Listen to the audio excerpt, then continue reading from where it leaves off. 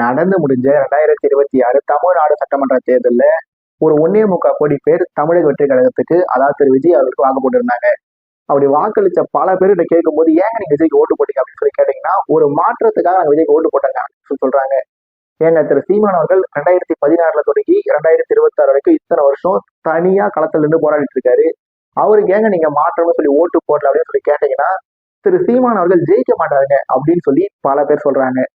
Correct தான். திரு சீமான் அவர்கள் 2016 ஜெயிக்கல, 2019 ஜெயிக்கல, 2021 ஜெயிக்கல, 2024 ஜெயிக்கல, இந்த 2026 ஜெயிக்கல. சீமான் நல்லா தான் பேசுறாரு, நல்ல நல்ல கருத்துக்கள் தான் சொல்றாரு, அவருக்கு ஓட்டு போடலாம் தான்.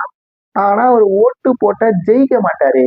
அவர் ஜெயிக்காம போயிட்டாருன்னா நான் போட்ட ஓட்டு வேஸ்ட் ஆயிடுமே அப்படின்னு சொல்லியும் பல பேர் திரு சீமான் அவர்களுக்கு ஓட்டு போடாம போயிருக்காங்க. நான் இதை பத்தி ஏற்கனவே பல வீடியோஸ்ல பேசும்போது, ஜெயிக்கிற கட்சிக்கு ஓட்டு போறது பெரிய விஷயம் இல்லை, நாம ஓட்டு போற கட்சியை ஜெயிக்க வைக்கிறது தான் பெரிய விஷயம். இதே மாதிரி திரு சீமான் அவர்கள் நல்லா தான் பேசுறாரு, திரு சீமான் அவர்கள் நல்ல நல்ல கருத்தை தான் சொல்றாரு, அவரோட திட்டம் எல்லாமே கரெக்டா தான் இருக்குன்னு சொல்லிட்டு அவர் ஜெயிக்க மாட்டாரு, அதனால அவருக்கு ஓட்டு போடாம போயிட்டா அவர் எப்படிதான் ஜெயிப்பாரு அப்படின்றத அவருக்கு இது முன்னாடி ஓட்டு போட்டவங்களும் சரி, இந்த தேர்தல்ல அவர் ஜெயிக்க மாட்டாருன்னு சொல்லி மற்ற கட்சிகள் ஓட்டு போட்டவங்களும் சரி கண்டிப்பா யோசிச்சு பார்க்கணும். அதனால திரு சீமான் அவர்கள் இந்த 2026 தமிழ்நாடு சட்டமன்ற தேர்தலில் ஜெயிக்க மாட்டாருன்றது அவருக்கு ஓட்டு போட்ட அந்த 19 லட்சம் பேருக்கும் கண்டிப்பாவே தெரியும்.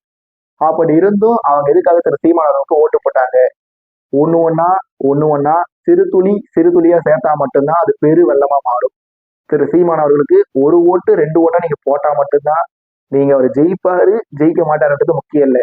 அவர் நல்ல விஷயங்களை சொல்றாரா, நல்ல விஷயங்களை சொல்லலையா, நல்ல திட்டங்களை பத்தி பேசுறாரா, நல்ல திட்டங்களை பத்தி பேசலையா, அவர் மக்களுக்காக களத்துல இறங்கி போராடுறாரா, களத்துல இறங்கி போராடலையா, அவர் தான் கொண்ட கொள்கையில ஸ்ட்ராங்கா இருக்கிறாரா, ஸ்ட்ராங்கா இல்லையா, மற்ற கட்சியோட கம்பேர் பண்ணும்போது திரு சீமானோட செயல்பாடு சரியா இருக்கா, சரியா இல்லையா அப்படின்றத பாக்குறதா கரெக்டான விஷயமா இருக்கும்.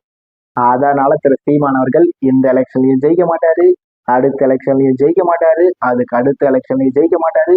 திரு சீமான் அவர்கள் கடைசி வரைக்கும் கத்திக்கிட்டே போயிட வேண்டியதுதான் அப்படின்னு சொல்லி சோசியல் மீடியால ஒரு பொய்யான பரப்புரையை பண்ணி இந்த எலெக்ஷன்ல அவர் ஜெயிச்சுட்டு இருக்கலாம்.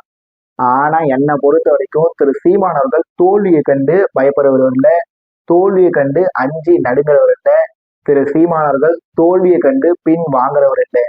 ஏன்னா திரு சீமான் அவர்கள் தன்னோட முதல் நாள்ல இருந்து இப்போ வரைக்கும் தொடர்ந்து தோத்துக்கிட்டே தான் இருக்காரு. திரு சீமான் அவர்கள் பல தோல்விகளை பார்த்த பிறகும் தொடர்ந்து பயணிச்சுக்கிட்டு தான் இருக்காரு, இதன் பிறகும் பயணிக்க தான் போறாரு.